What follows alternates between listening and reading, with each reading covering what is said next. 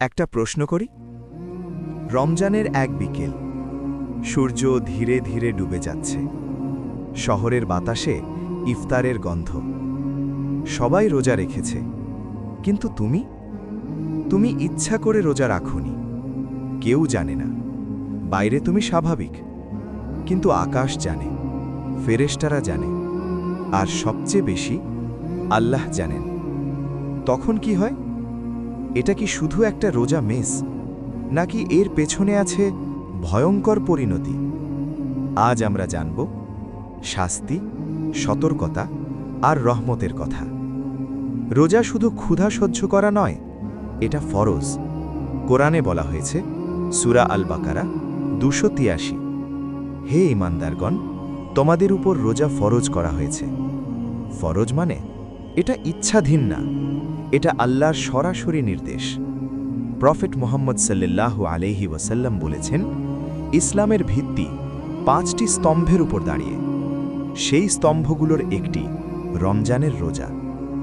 এখন ভাবো, যে স্তম্ভ ঘরকে ধরে রেখেছে, সেই স্তম্ভ যদি তুমি নিজেই সরিয়ে দাও, ঘরের কি হবে? যদি কেউ অসুস্থ হয়, ছাড় আছে। যদি সফরে থাকে, ছাড় আছে।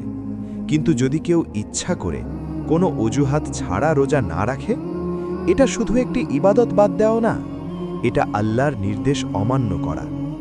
আর যখন মানুষ বারবার ফরজ অবহেলা করে, তখন তার অন্তরে পরিবর্তন শুরু হয়।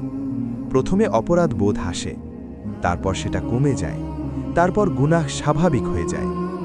সবচেয়ে বড় শাস্তি সবসময় বাইরে আসে না। কখনো কখনো সবচেয়ে বড় শাস্তি হয় হৃদয় কঠিন হয়ে যাওয়া। যখন কোরআন শুনে আর কাঁদতে ইচ্ছে করে না, যখন গুনাহ করে ভয় লাগে না, যখন ইবাদত ভারী মনে হয়। এই অবস্থাই ভয়ঙ্কর। কদিন আমরা সবাই দাঁড়াবো, কোনো বন্ধু থাকবে না, কোনো অজুহাত চলবে না, আমলনামা খোলা হবে। সেদিন যদি প্রশ্ন আসে, আমি তোমাকে রোজা ফরজ করেছিলাম, তুমি কেন ইচ্ছা করে ছেড়ে দিলে? তখন কি উত্তর হবে?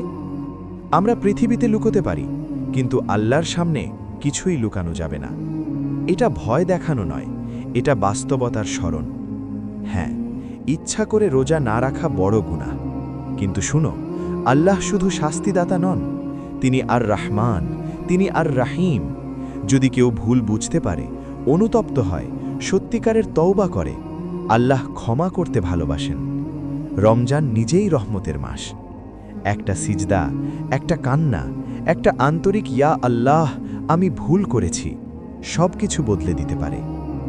আজ যদি তুমি রোজা না রেখে থাকো, এটা ভিডিও দেখে ভয় পেয়ে হতাশ হইও না, বরং ভাবো এটা তোমার জন্য একটি সতর্ক বার্তা। আজই নিয়ত করো, আর অবহেলা নয়, কারণ আল্লাহ এখনও সময় দিচ্ছেন।